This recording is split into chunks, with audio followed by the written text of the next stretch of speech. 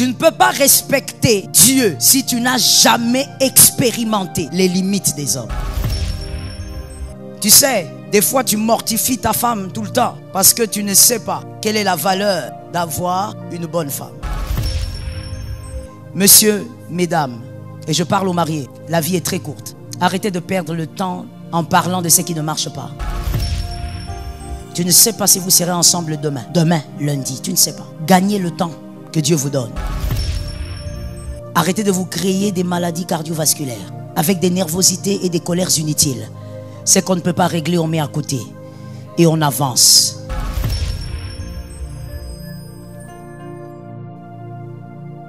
Christ a laissé Lazare 4 jours dans la tombe parce que c'était son ami. Merci d'écrire ça. Christ a laissé Lazare 4 jours dans la tombe parce que c'était son ami. Si ce n'était pas son ami, il ne l'aurait pas fait. Christ a laissé Lazare pourrir parce que c'était son ami. S'il n'était pas proche, il ne l'aurait pas fait.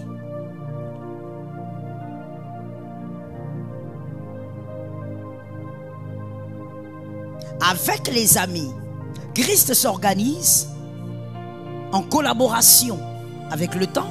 Christ s'organise pour frayer des voies rares dans leur destinée. Mais c'est exclusivement pour les amis du Christ. Avec les hommes, ainsi, il y a une écriture que j'aimerais quand même qu'on lise avant que je ne m'explique. Ésaïe 55, 8 à 9. Ésaïe 55, 8 à 9. Ésaïe 55, 8 à 9. Car mes pensées ne sont pas vos pensées, et vos voix ne sont pas mes voix, dit l'Éternel. Bon, toi qui as des bons yeux, tu pourras aider ton frère qui ne voit pas bien. Tu vas lire pour nous. On y va, s'il vous plaît. 1, 2, 3.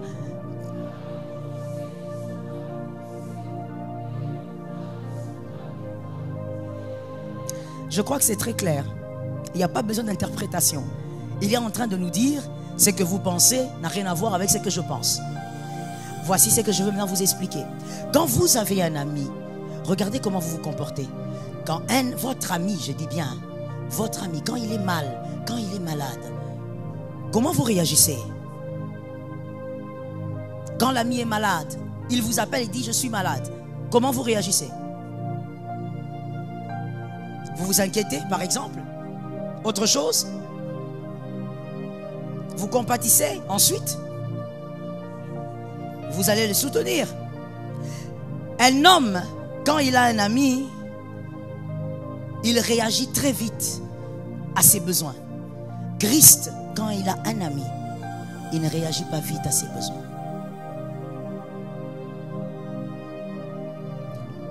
Mes voix ne sont pas vos voix. Mes pensées ne sont pas vos pensées. Aujourd'hui, il y a les amis du Christ dans cette salle qui vont vraiment réaliser que ces choses sont arrivées parce que ce sont des amis. Les questions que tu t'es posées autrefois, par la grâce de Dieu, tu vas comprendre que c'est parce que tu es ami que tu vis ça. Quand l'homme a un ami, il accourt vers lui. Quand Christ a un ami, il est calme. Il ne se précipite pas. Voilà pourquoi, dans toute la Bible, Christ n'a laissé personne 4 jours dans la tombe et les ressusciter. Personne. En dehors de Lazare, et il s'avère que Lazare était son ami. La tombe, c'est pour les amis.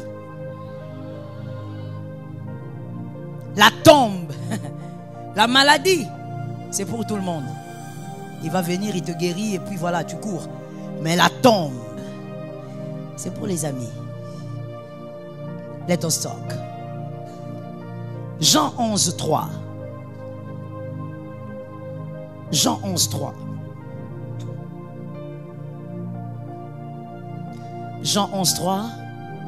Si on y va vite là-bas, on va m'aider aussi à aller vite, s'il vous plaît. Jean 11, 3. Les sœurs envoyèrent dire à Jésus, Seigneur, voici celui que tu... Vous ne pensez pas que c'est fort? Et c'est sérieux? Pourquoi ne pas dire simplement, Jésus, Lazare est malade. Celui que tu aimes, même les femmes, les deux femmes savaient que Jésus aimait Lazare. Un amour visible. Mais pour en parler, il faut avoir des preuves. Un amour que Jésus démontrait, qu'il aimait Lazare. Il dit, celui que tu aimes est malade. Et Jésus qui dit, d'accord, d'accord, on va attendre. Écrivez avec moi. Christ laisse pourrir ses amis. Christ laisse pourrir ses amis. Si vous êtes son ami, à un moment donné dans votre vie, il vous laissera pourrir. Christ est silencieux lorsque ses amis cherchent à l'entendre. Christ est silencieux lorsque ses amis cherchent à l'entendre. Christ s'organise pour que lorsque l'ami a un besoin, qu'autour il n'y ait personne pour l'aider. Christ s'organise. Christ s'organise de manière à ce que lorsqu'un ami a un besoin, qu'autour de cet ami, il n'y ait personne pour l'aider.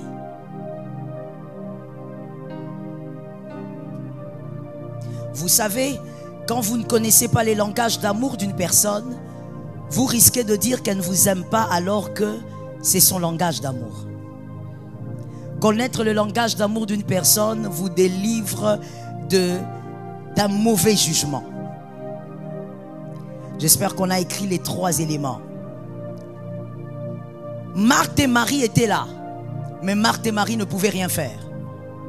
Si vous êtes l'ami du Christ, cette 3e chose vous arrivera. Je parle des amis, pas les clients du Christ, pas ceux qui cherchent le Christ pour être bénis. Je parle des amis. Et là, il va vous laisser les Marie et les Marthe. Des personnes qui vous aiment mais qui ne peuvent rien pour vous. Des personnes qui sont présentes mais qui ne pourront rien dans votre situation. Là, c'est quand on est un ami. Pourquoi? Premièrement, parce que Christ a simplement confiance en ses amis. La confiance est la clé. Il y a des femmes ici dans cette salle, parce que je parle à cette salle et à ceux qui me suivent en ligne. Il y a des femmes, leurs maris ne peuvent pas se permettre de les laisser pendant 1 mois seuls et de faire un voyage. Parce qu'à son retour, il y aura une grossesse. Il y a des femmes, leurs maris ne peuvent pas se permettre de prendre la carte bancaire et de dire prends ma carte bancaire et voilà, reste avec. Même pas 1 minute. Parce que cet homme sait que ça va se vider et ça va se vider pour des tissages. Il y a des choses que certains hommes ne se permettent pas. Pas parce qu'ils n'ont pas d'amour. Ils n'ont pas d'amour? Si. Mais parce qu'il n'a pas la confiance par rapport à cela. Il y a des choses que Christ ne peut se permettre qu'avec ses amis. Parce qu'il a confiance en ses amis. Il sait que malgré tout, la foi restera intacte. Il sait que quoi qu'il arrive, toi tu seras là en train de lever tes mains et de dire Jésus est Seigneur. Can I talk? Il a dit à Abraham, je te donnerai un enfant, tu dois attendre, monsieur. Il a attendu autant d'années. Et Sarah aussi, évidemment, puisque c'était la femme. Mais quand Agar vient, bon, Agar tombe enceinte. Pourquoi Sarah a dû attendre si longtemps? Pourquoi ça a été si facile pour Agar? Non, avec Agar, Dieu n'a pas d'histoire. Je vous serai un peu très dur ce matin, mais c'est ce qu'il faut pour que j'enseigne. Avec Agar, Dieu n'a pas d'histoire. Et la triste vérité, c'est qu'il y a des personnes, quoique circoncises, Dieu n'a pas une histoire avec.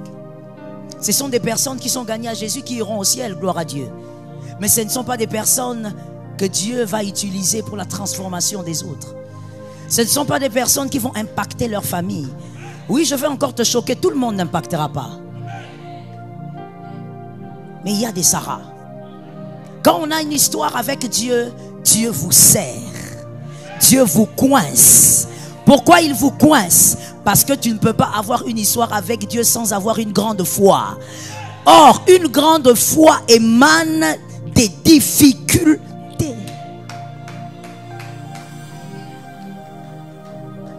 Voilà pourquoi Christ ne demande pas tout à tout le monde. Yes. Des fois, lorsque quelqu'un prie à gauche et l'autre à droite, celui qui prie à gauche reçoit vite. Ce n'est pas toujours un problème de foi. Ce n'est pas toujours un problème de piété. Des fois, je dis des fois, c'est un problème de destinée. Dieu sait que s'il ne donne pas l'enfant à cette femme-là vite, elle va aller chez le marabout. Ce n'est pas un ami. Ce n'est pas une amie. Elle va aller chez le marabout. Au-delà de tout, Dieu veille sur notre âme et sur notre éternité. Quand Dieu sent que c'est lui-ci, mon fils ici que je connais là, si je ne lui donne pas la maison qu'il cherche, il va aller là-bas sur la montagne invoquer les esprits. Il y a des personnes qui sont bénies facilement. On va utiliser ces termes. Pas parce qu'ils sont plus aimés. Pas parce qu'ils ont des prières turbo. Mais parce que Dieu sait que s'il ne le fait pas, elle va rentrer dans le monde. Dieu va la perdre. Alors Dieu donne vite. Et il y a les amis. Ceux-là, Dieu sait que même s'il ne donne rien, il va rester là. Il va attendre son ami. Alléluia!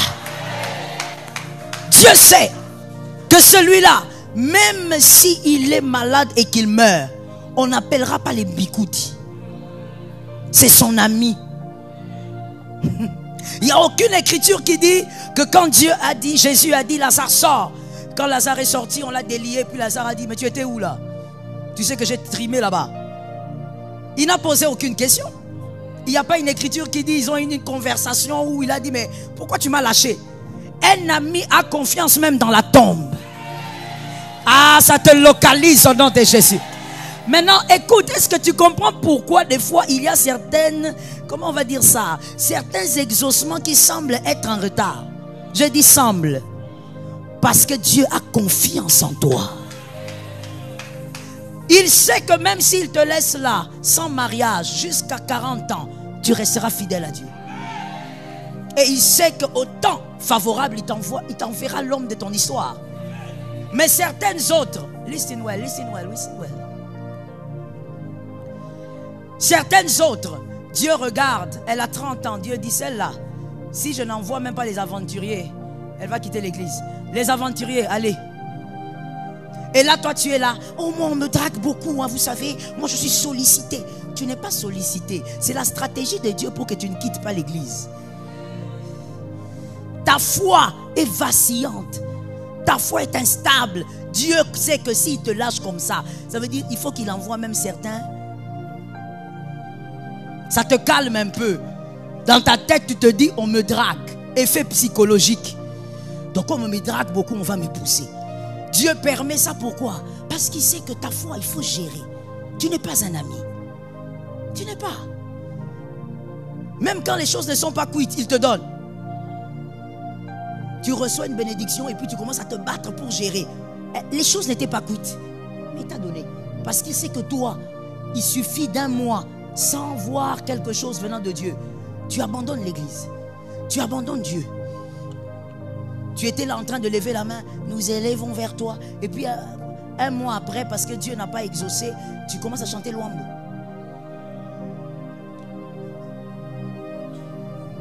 Dieu ne traite pas ses amis comme tout le monde. Vous savez, même quand Lazare est ressuscité, Jésus n'a pas reçu de la part de Marie et de Marthe des plaintes.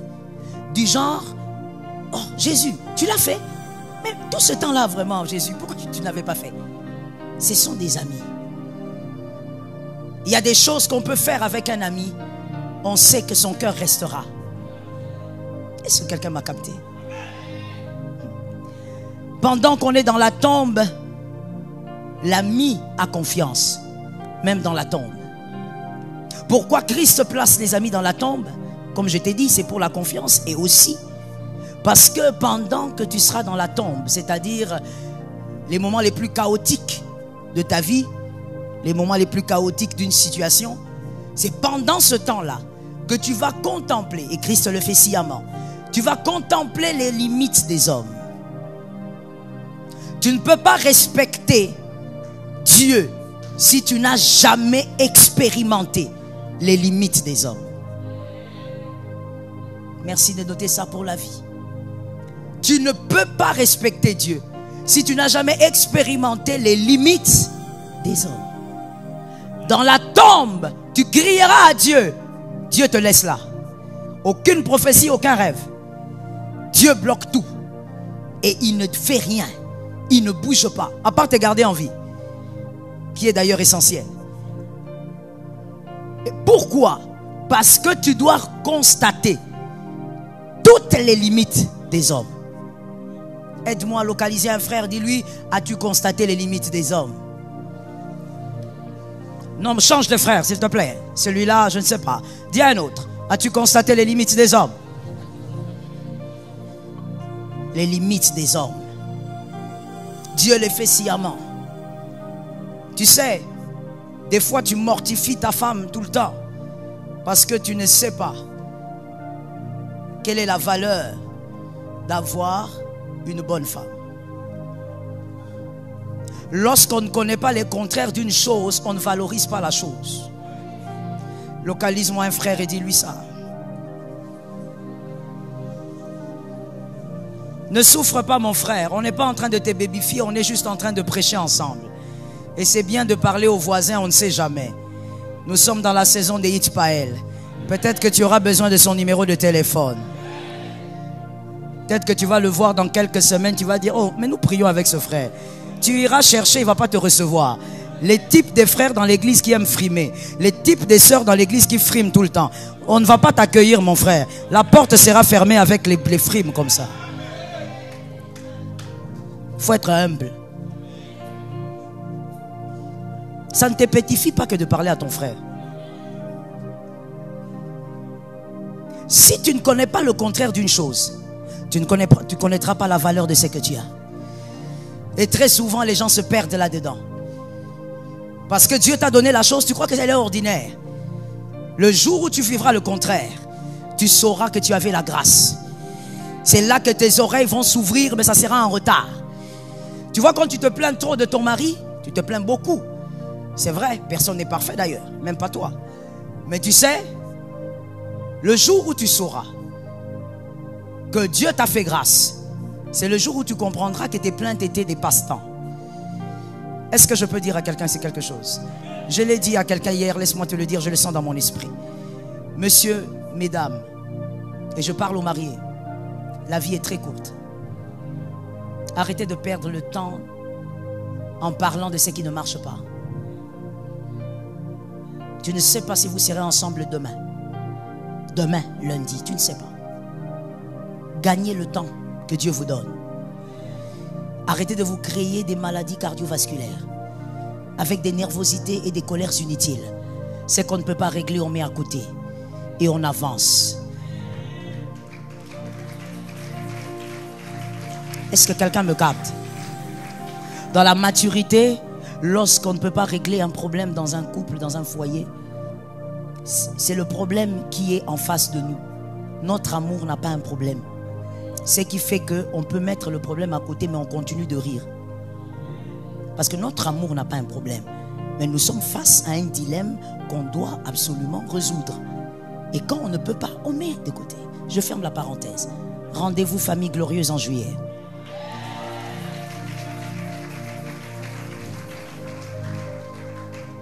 Mon frère, Dieu va t'obliger dans la tombe, si tu es son ami, à constater que tous ces mondes-là sont limités.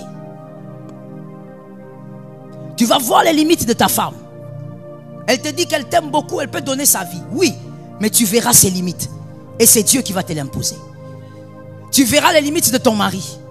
Il a beaucoup fait, mais tu verras que, tiens, ici, il s'est arrêté. Tu verras les limites de tes amis.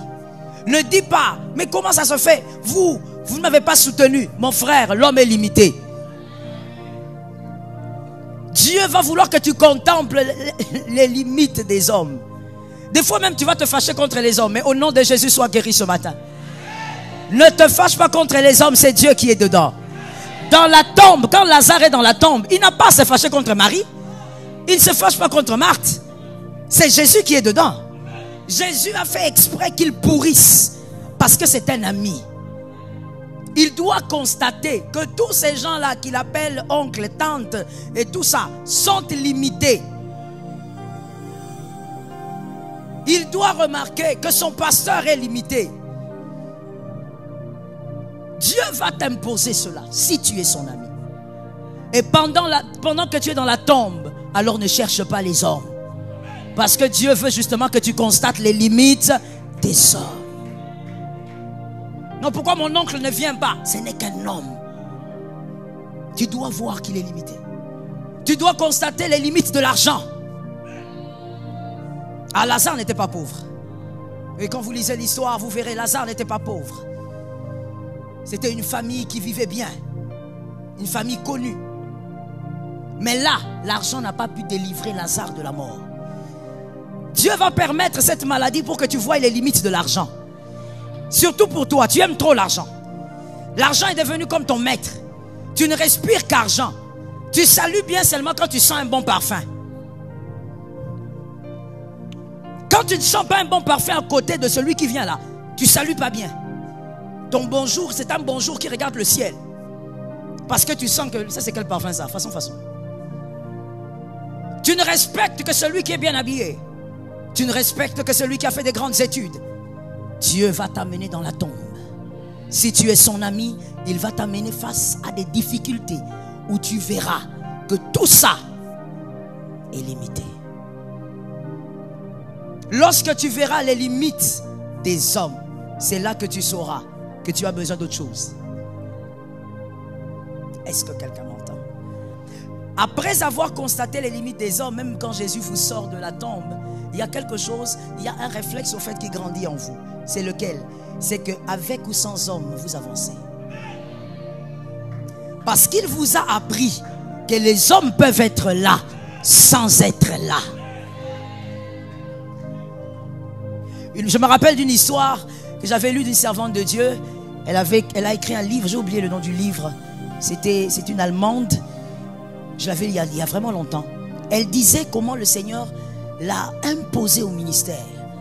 Pour faire court, Dieu lui dit, tu sais pourquoi j'ai donné à ton mari un cancer? Elle dit, tu as donné? Il dit, oui, c'est moi qui ai donné à ton mari un cancer. Et il va mourir de ça. Elle dit, pourquoi tu me fais ça? On a des enfants. Est-ce que ça c'est le serpent? Dieu lui dit, non, c'est moi, ton Dieu.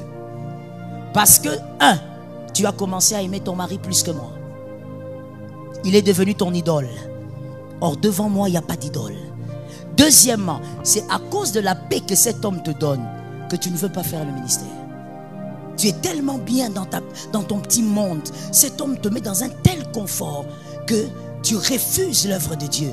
Alors je veux le tuer. Et Dieu l'a tué. Et on l'a enterré. Et après cela, elle est entrée dans le ministère. Dieu n'est pas seulement celui que tu crois. Ses pensées ne sont pas tes pensées. Lorsque Dieu veut t'amener à réaliser que les hommes sont limités, vois les limites, gagne le temps. Ne cherche pas les hommes, vois les limites des hommes. Les amis du Christ. Quand on voit les limites des hommes, on court vers le Christ. On n'abandonne pas. L'ami comprend le silence de Dieu. Voilà pourquoi Dieu ne peut pas être silencieux avec tout le monde. Je parle ou je laisse. Ainsi vous verrez, il y a des personnes, tu es ici, Le Seigneur t'a parlé par la prédication. Dès que tu sors dans l'embouteillage, quelqu'un te dit, tape la vitre. Je suis prophète Henri. Dieu a dit. Tu arrives devant ta maison. Un autre prophète vient. Je suis prophète Jean-Marc. Dieu a dit. Tu veux dormir. Un autre message entre. On était à l'église là-bas. Ton nom est sorti. Mais ce qui m'étonne, c'est qu'il y a des gens qui aiment beaucoup ça. Il a l'impression que Dieu le connaît. Attention, ça peut vouloir dire autre chose. Partout où tu vas, les prophètes te parlent. Dieu te parle beaucoup, pourquoi? Pour te garder. C'est lié à ton immaturité.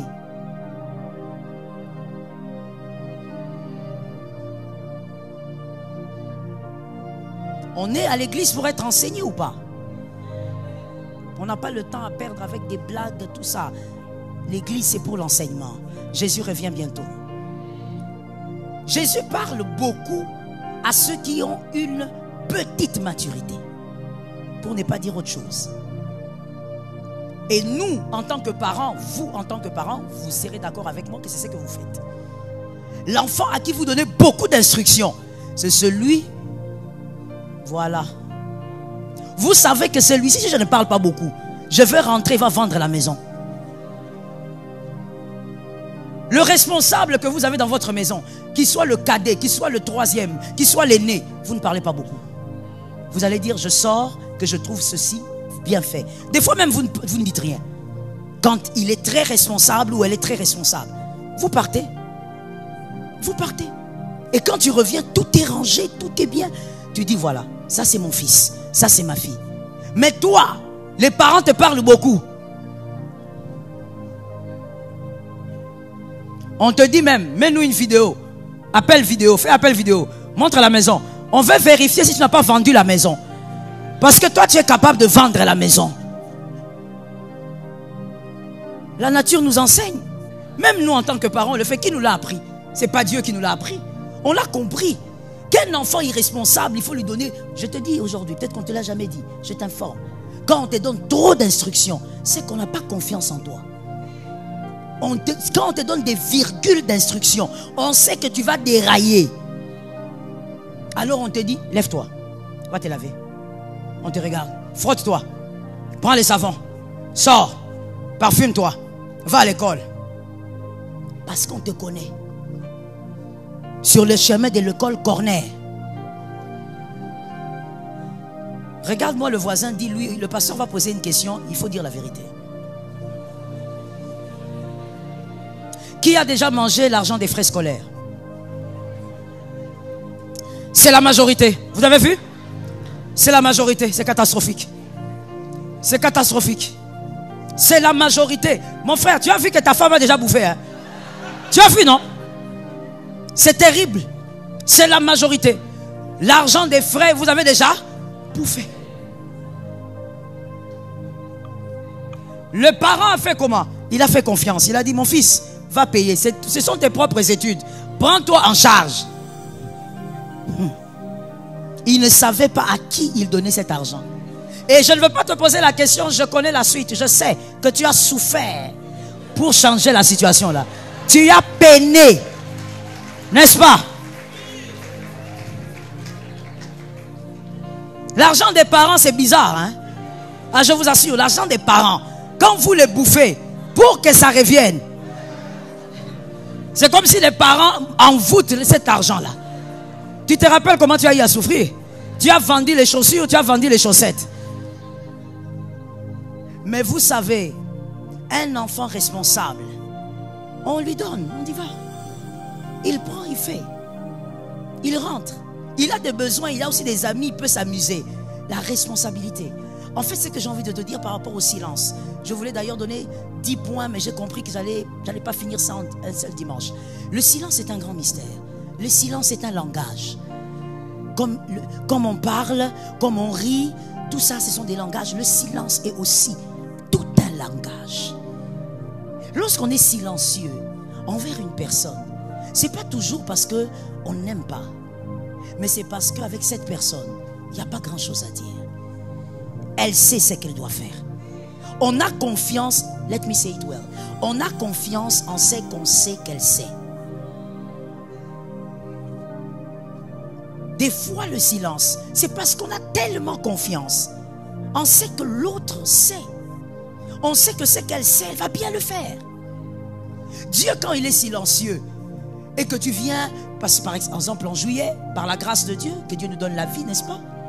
Nous aurons Famille Glorieuse, notre grande activité. Et on aura par exemple les hommes de Dieu comme le prophète Joe Grace et le prophète Gawala. Si Dieu fait grâce et que Dieu lui parle de toi, Dieu lui parle de tout le monde, sauf de toi. Mais ça ne veut pas dire que tu as un problème devant Dieu. Ça veut dire Dieu a confiance en toi. Il a confiance en toi. Il sait que tu as la maturité pour avancer sans tout ça. Est-ce que quelqu'un m'entend bien? Il sait que tu n'as pas besoin de tout ça. Même sans tout ça, tu sais que Jésus t'aime. Tu sais que Jésus te connaît. Et tu sais que tu seras béni. Il a confiance en toi. Des fois, j'ai vu, évidemment, dans des activités pareilles ou même dans des cultes, quelqu'un sortir triste d'un culte. Mais comment est-ce qu'on a parlé de la majorité? Moi, on ne m'a rien dit. Qu'est-ce que j'ai fait à Dieu? Tu es un ami.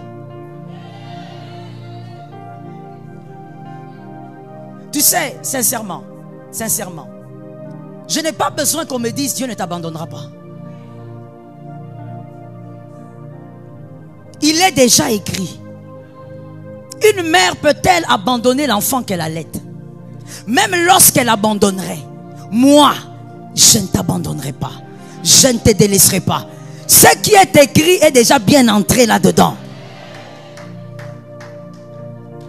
Le silence de Dieu, c'est parce qu'il a confiance en votre maturité. Ce n'est pas parce qu'il vous a oublié. Le silence d'un ami ne fait pas fuir. Lorsque le silence de quelqu'un vous fait fuir, c'est qu'il n'a jamais été votre ami. Le silence d'un ami ne fait pas fuir. Le silence d'un ami fait réfléchir. Ça ne fait pas fuir, ça fait réfléchir. Ça vous amène dans le couloir de la réflexion. Si un ami est resté silencieux face à une demande de votre part, comme le Christ, vous faites une demande mais il est silencieux. Ça fait des années mais il est silencieux. Alors très souvent avec le Christ, c'est qu'il prépare mieux que ce que vous demandez. Il prépare mieux que ce que... Si Dieu avait dit, si Jésus avait dit à Marthe et à Marie, votre frère qui est malade là, il va mourir et je veux faire mieux. Qu'est-ce qu'elles auraient compris? Très souvent, Dieu n'explique pas parce que tu ne comprendras pas. N'oublie pas quand même que c'est Dieu. Toi, tu es humain. Tu es humain. Tu es limité dans ton intelligence. Souvent, tu fais des demandes à Dieu. Dieu reste silencieux parce qu'il s'apprête à faire plus que ce que tu as demandé. Mais s'il t'explique les schémas, tu risques de ne pas croire. Est-ce que quelqu'un m'entend? Tu risques de ne pas croire. S'il te dit, Lazare doit mourir, laissez mourir. Mais après 4 jours, après la pourriture, moi je viendrai. Tu risques de ne pas croire. Tu risques d'être un frein à ton propre miracle. Alors qu'est-ce qui se passe? Il ne dit rien. Il fait.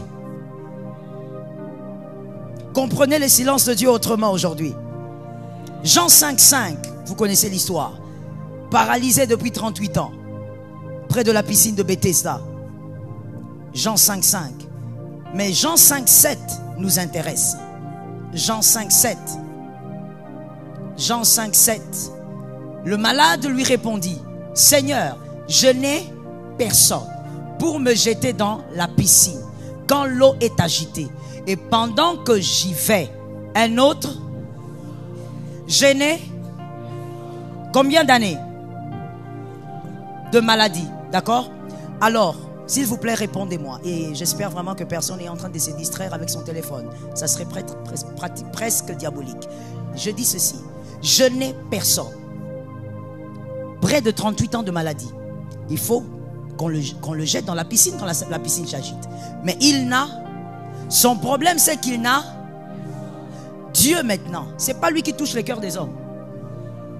Comment pendant autant d'années il n'a touché le cœur des personnes, même des membres de ta famille? Bon, tu n'as personne, tu n'as pas de papa, tu n'as pas de frère. Si les autres ne t'aiment pas, au moins ton propre sang.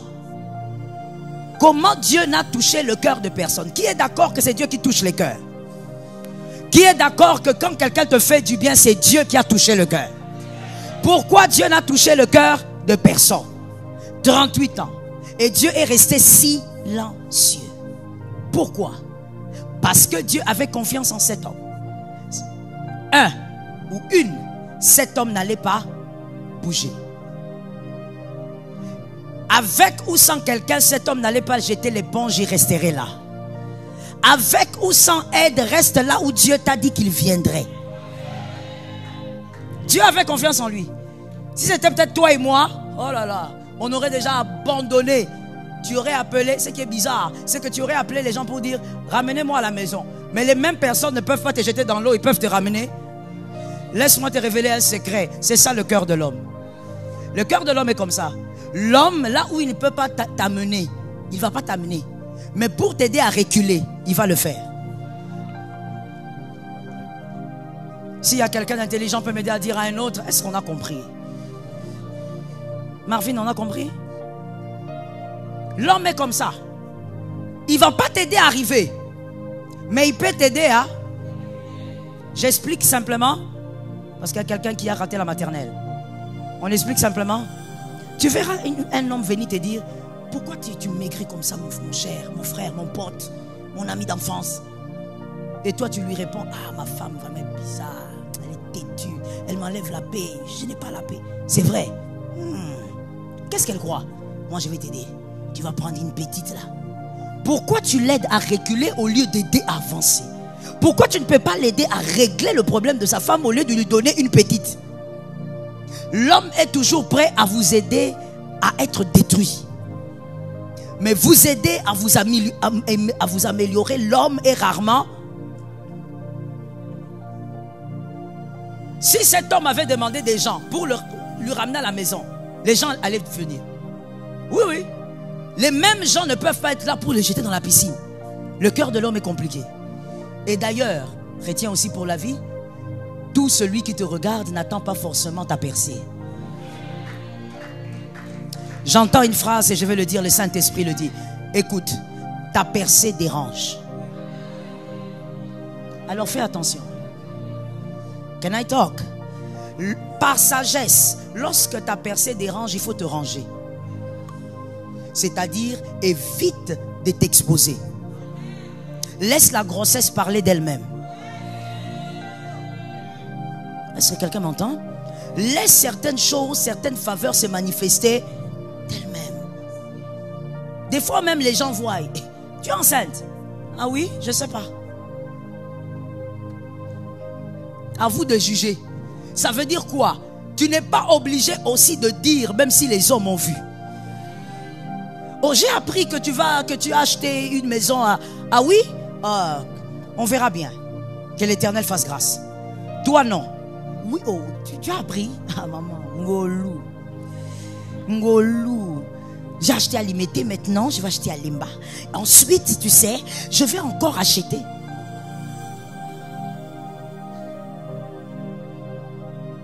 Le poison ne vient pas des adversaires. Ce sont les amis qui mettent ça. Parce que pour mettre, il faut être près du verre. L'adversaire, l'ennemi n'est pas près du verre. Celui qui est près du verre, c'est un ami.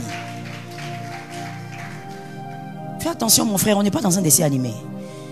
On est dans un monde réel où le cœur de l'homme est réel. Si tu ne rencontres pas des vrais circoncis, tu peux t'étonner que Dieu te donne la victoire et la sagesse.